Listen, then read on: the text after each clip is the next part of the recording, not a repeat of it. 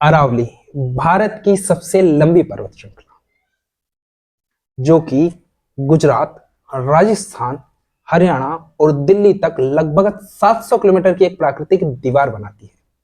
यह वही अरावली है जो रेगिस्तानी हवाओं को दिल्ली तक आने से रोकती है। यह वही अरावली है जो दिल्ली में कुछ हद तक प्रदूषण को आज भी नियंत्रित किए हुए है। यह वही अरावली है जो जलवायु और भूमिगत जल के स्तर को नियंत्रित करती है। यह वही अरावली है जिसकी जैव विविधता में लाखों लाख जीव और पेड़ पौधे आज भी पनप रहे हैं और भारत की जैव विविधता को बनाए हुए हैं। लेकिन एक नए नियम के तहत अरावली से उसका अस्तित्व अब छीना जा रहा है। वह अस्तित्व जो हमें गौरव देता है कि अरावली देश की सबसे लंबी पर्वत श्रृंखला है। इस नियम के तहत अब ऐसे पहाड़ जो कि सतह से 100 मीटर से कम ऊंचाई दर्शाते हैं, उन्हें अरावली का भाग नहीं माना जाएगा। और अगर ऐसा होता है तो दोस्तों, अरावली का लगभग 90% भाग उससे छीन जाएगा। खैर, इससे होगा क्या? इससे होगा ये कि वो जो पहाड़ अब हट जाएंगे, वहां अवैध खनन चालू हो जाएगा, वहां नए नए बिजनेस मॉड्यूल्स आएंगे, वहां नए नए कंस्ट्रक्शंस आएंगे। मतलब भ्रष्टाचार के लिए और जगह पनपेगी। सरकार ने कितना विकास किया है ये हमें अभी पिछली बार इसमें पता चल गया। इनकी सड़कें अमेरिका छोड़िए चांद तक जा सकती हैं, ये हमें पता है।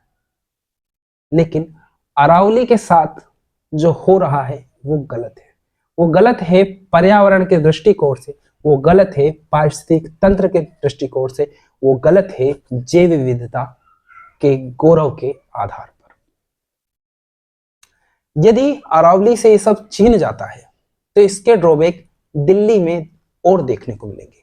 रेगिस्तानी हवाएं और तेजी से दिल्ली की ओर आगे बढ़ेंगी, प्रदूषण का स्तर और ज्यादा हो जाएगा, क्लाइमेट में जो तापमान अभी है उसमें 2 से 5 डिग्री सेंटीग्रेड का ताप और बढ़ सकता है। यही नहीं, बारिश पर प्रभाव पड़ेगा और लाखों लाख प्रजातियां जो वहां पनप रही हैं, चाहे वो पादप की हो चाहे वो जीवों की हो, वो बेघर हो जाएंगे, उनके आवास चले जाएंगे। एक तरफ तो पुराणों में या हमारे ग्रंथों में प्रकृति को देवता माना गया है, लेकिन यहाँ उसी प्रकृति को वर्तमान सरकार निचोड़ने पर तुली हुई है, नष्ट करने पर तुली हुई है। दोस्तों, गोवर्धन पर्वत जिसे एक समय में इंद्र के घमंड को चूर करने के लिए भगवान श्री कृष्ण ने अपनी उंगली पर उठाया था, वह गोवर्धन पर्वत भी अरावली का ही भाग है। जिस गोवर्धन पर्वत का इंद्र कुछ नहीं बिगाड़ पाए थे, आज उसी गोवर्धन पर्वत को यह नियम ध्वस्त करता दिखाई दे रहा है, क्योंकि गोवर्धन पर्वत की स्वयं ऊंचाई 30 से 40 मीटर से ज्यादा नहीं है। अब ऐसे में अवैध माइनिंग गोवर्धन पर्वत पर भी की जाएगी, नए कंस्ट्रक्शन वहां भी लाए जाएंगे। तो सोचिए, जिस पर्वत ने इंद्र का घमंड चूर कर दिया, उस पर्वत को चूर करने में लगा हुआ है यह नियम।